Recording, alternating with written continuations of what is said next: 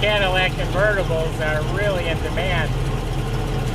This car here, we sold to a good customer of ours. He collected Cadillacs for a while there. He had about 20 of them. He would buy a car from me, it would look this pretty, and he takes it to a shop and gives them carte blanche to go through it and do whatever they want. This one has $15,000 worth of invoices on brakes and fixing a turn signal or a power steering pump. I don't have the invoice in front of me, but they go through the car mechanically. It's turnkey, get in and drive it anywhere.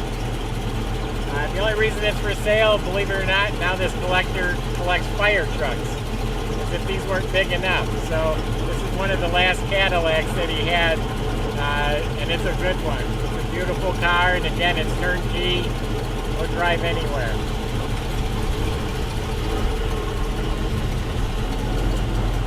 It has a full tank of gas.